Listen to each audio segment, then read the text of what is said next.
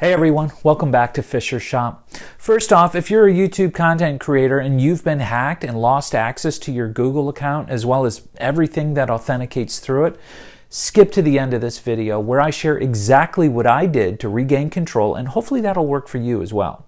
I also have a printable PDF checklist of the same information that you can download for free, and the link for that is in the video description.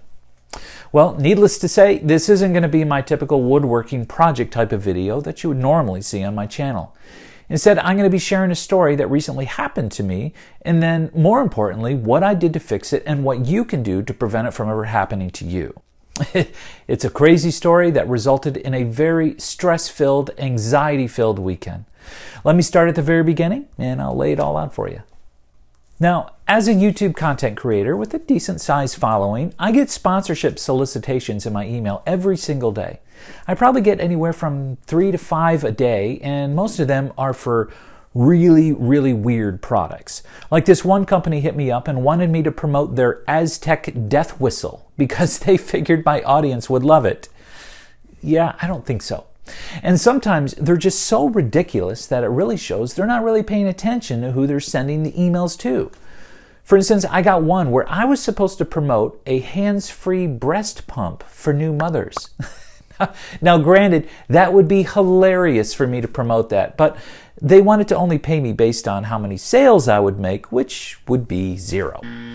So with all that in mind, not too long ago, I received a solicitation email from what I figured was just another agency looking for an influencer to promote their product. But what caught my eye was that they stated they were contacting me on behalf of a very well-known bottled water company. There was no discussion about payment options or what the company was even looking for promotion-wise. It was just one of those emails where they were looking to see if there was any interest and just something to get a conversation going. Well, I have a build coming up soon where I'll be making a kitchenette for my friend's rental property. In this cabinet, there will be a mini fridge, a counter with a coffee maker, and then above it will be an upper cabinet with a microwave. And I figured, well, water goes into a fridge. You can use water to make coffee, and you can even heat water up in a microwave. This might work. So I replied to the email and I said that I was interested. I mentioned how I typically do my promotions and I asked them to clarify a couple things. Well, a day later they got back to me and they told me that all the attached documents would answer all of my questions and that in them I would find logos and sample videos that I could use in my content, a PDF that outlines all the company details, and a media kit that I needed to fill out and submit back to them. The logo images were just an assortment of different variations and sizes and shapes, and the sample videos were like professionally made commercials. And the PDF was a beautiful brochure.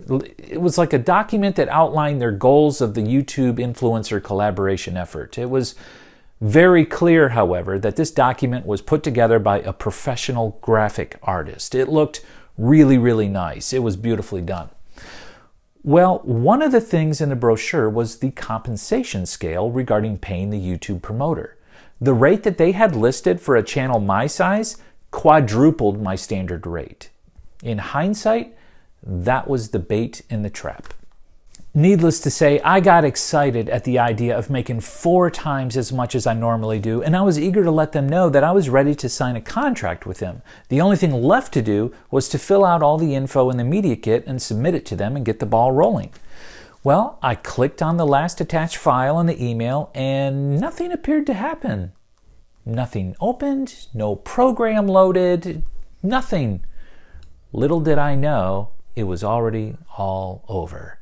I had been hacked the very second that I clicked on that file. It was a Trojan horse, it was a malware program, and it hacked me from the inside. See, Google has made it so that hacking an email account from the outside is pretty much impossible, provided that the user has 2-factor authentication set up, among other security options. However, this hack came from the inside. Since I was already signed into my account on that PC, this file that I clicked on, it ran a series of routines that changed all my settings from the inside as if it were me doing it myself. My password was changed, all my 2-factor authentication was altered, my recovery address was changed to something else everything.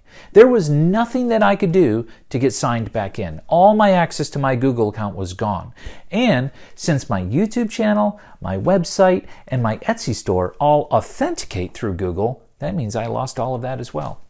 Suddenly, everything that I've built over the last 8 years of content creation was now gone and in the hands of a hacker, and I was only able to sit there and watch from the outside, hoping that it didn't get deleted. Fortunately, I was able to isolate and secure my PayPal and bank info before any damage was done, so that gave me a little bit of peace of mind. But the first thing I did was I contacted Michigan Cyber Command, MC3, which is through the Michigan State Police. And they told me that the first thing that I really needed to do was to just dial 911 and to get a police report filed. They informed me that anything moving forward would need to reference that report or be added to it, especially if it's uncovered that any money got stolen. So if you get hacked, the first step is to call 911. Once I gave the full report to the police, they forwarded the case on to the Cyber Division, which ultimately makes its way up to the Cyber Crimes Division of the FBI. Next, I visited the IC3, which is the Internet Crime Complaint Center website, which is with the FBI, and I filled out a form to register the incident and to get the ball rolling with them. Another avenue I took was to file a report with the Federal Trade Commission Identity Theft website, just to get the incident on record with them. Then I reached out to several other content creators who have had this happen to them, and they said that I needed to message the @TeamYouTube group on X or Twitter. Well, I've never used X before, so I installed the app on my phone and I set up an account. It seemed very awkward that this would be the only way to contact these individuals for help, but after hitting brick wall after brick wall, I was willing to try anything. So I sent them a message and I explained that I was a content creator, I had been hacked, and I lost all my access to my email and my YouTube account. Shortly after that, I received a reply from several other seemingly random people on X that were offering assistance and referring me to contact this other person. Come to find out, those were automated robots that were scanning all of X for keywords and posts about being hacked from people seeking help. These fake accounts then directed me to interact with this other person, a scammer, who preys on people who have lost control of their accounts. The scammer promises to regain access for you, and then all they need first is for you to pay a licensing fee for the program that they use to get your account back. It's all fake. They're lying just to steal even more from you. These people are the lowest of the low, so don't fall for their tricks. Thankfully, I suspected it was fake from the start, and I didn't fall for any of it. At this point, I thought it might be helpful to get the word out by posting a reel or a story about it on Instagram to my audience. I figured that since I have a decent-sized following there, that maybe somebody will see it that knows who I should talk to or what I should do to get help with this.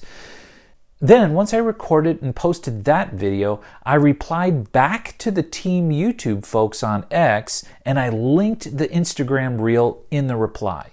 This put a face with the name, and my hope was that it would make the whole thing a little bit more real to them, and they could see for themselves that I'm a real person struggling with this situation. Well, it worked, because I got a private message in response from them shortly after that. Now granted, this was just over 2 days after the initial hack, so the last 52 hours were pretty stressful, but this was the first promising response I got from somebody that gave me a glimmer of hope.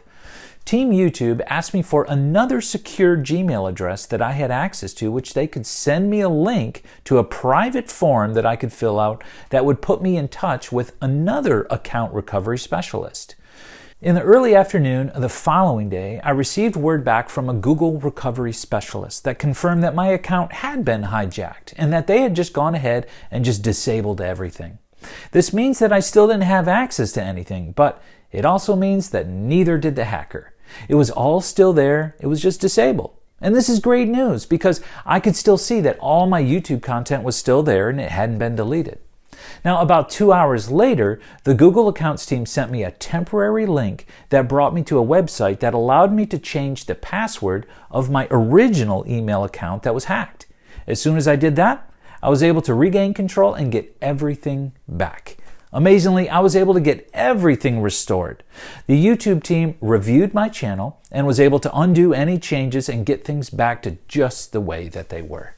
After getting back into my account, I reviewed the login history of my account, and I saw that surprisingly, it wasn't my neighbor who hacked me. In fact, it was hijacked by a Russian hacker that logged in from Moscow once my credentials were erased and replaced with theirs. Now, this scam is getting more and more popular among YouTube influencers. So, content creators with big channels are being targeted by scammers sending these fake sponsorship offers. Once the hackers gain control of the channel, they put it up for sale on the dark web.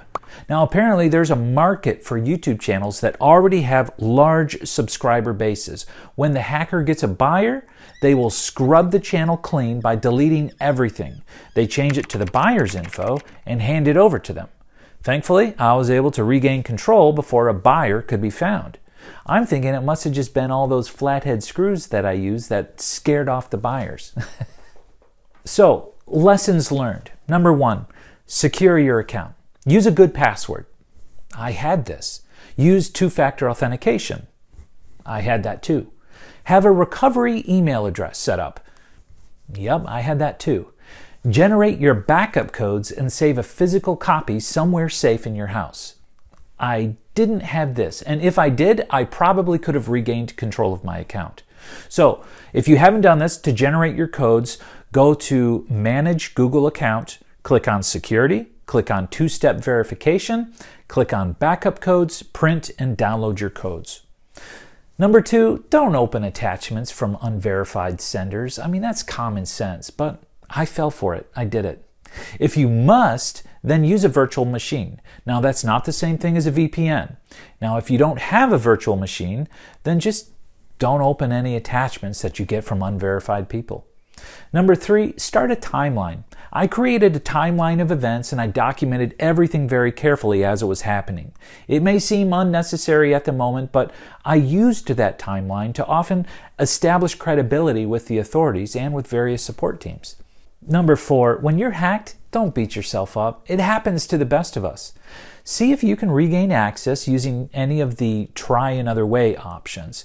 And if you subscribe to a service such as Aura, log in and make sure that you have your credit lock on, and then you can log into your bank accounts and freeze them if necessary, or just change your password to them. Call 911 and ask to be transferred to your local county's police department and get a case opened. Fill out an IC3 Internet Crime Complaint Center form at ic3.gov for the FBI. Submit a Federal Trade Commission identity theft report over at ftc.gov. Number 5, spread the word. If you can still access some of your social media, spread the word. If you can't access social media, then have your friends or your family spread the word for you. Utilize other platforms if necessary: Facebook, Instagram, Twitter, TikTok, etc. Number 6, set up another reliable email. You're going to need a way to communicate to Google and other support staff. Number 7, watch out for scammers. There are scammers that only prey on people that are trying to recover their hacked accounts. Don't fall for it. Number 8, be persistent. Send help requests and then send follow-ups and then send more follow-ups. If you're a YouTube partner, then use X to message at Team YouTube and message them stating that you're a content creator, that you've been hacked, and what your channel is on YouTube. As a follow-up, message them again, linking them to a reel on Instagram or some other video that you've made so that they can put a face to the name and learn more about the situation. This makes it more real for them, and they may be more inclined to lend assistance. These folks helped me tremendously and eventually worked directly with the Google account recovery teams, which restored my Gmail account as well. So for this video, I teamed up with Aura, who are the partner of this video, because I think it's not just a perfect fit for what this video is about, but also if I had Aura installed, it could have saved me from all of this nonsense. And in case you don't think it could happen to you, you need to know that the odds of you falling victim to online crime in one way or the other is 1 in 4. That's crazy. 25% of people are getting attacked nowadays. Thankfully, there's a company like Aura that can look out for you. Their software can help protect you from scams, financial fraud, identity theft, viruses, and even spam phone calls. If somebody tries to open a new credit card or a bank loan in your name, Aura will catch it and notify you. If somebody goes digging around in your online accounts trying to steal your identity, Aura will block them. If you're worried about people gathering your info off your network, well, Aura offers military-grade encryption with their built-in VPN capabilities. You can block harmful content and you can manage screen time for your family. And if you're adding some questionable files to your device, Aura does real-time malware and virus scanning to keep you safe. That sure would have been nice to have set up earlier. What's great is that Aura is proactive, meaning that it stops issues from even becoming problems to begin with. And with 24/7 US-based support specialists, they'll always have somebody available to help you if you have questions. If you think this sounds good, then I encourage you to sign up for a 100% free 2-week trial of their software, where you'll see for yourself, just like I did, how well Aura can protect you. Head over to aura.com/FisherShop to claim your free 2-week trial membership. I highly recommend that you protect yourself with Aura because the danger is real. Thieves and hackers are everywhere and they're getting pretty clever. Fortunately, Aura stays one step ahead of them and they'll keep you safe. Hey, thanks for watching the video. I really hope that it was eye-opening and informative to you. I know that when I was hacked, I was looking everywhere for help, and a video like this would have been really helpful. And like I said before, if you have been hacked and you're a YouTube content creator, check the video description for a printable checklist of the steps that you can take to hopefully get your access restored. Thanks so much to Aura for sponsoring the video and for protecting me against these types of attacks going forward. It gives me peace of mind knowing that they've got my back, and they'll have yours too if you sign up for that free trial. Well, that's going to wrap up this video. Thankfully, I'm still in business. I'll be back soon with some more woodworking projects, stupid dad jokes, and some outtakes. Until then, take care, and I'll see you later. Creator, and you've been hacked and lost access to Google, your Google. I already screwed up. It's the first sentence. People seeking help. Well, I totally fumbled that up. Blah. I went too fast and the word went off the screen. I don't know what's next. Crap.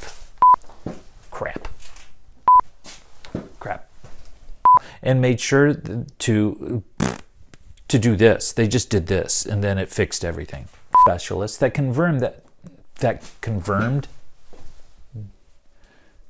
If you want something confirmed, just let me know.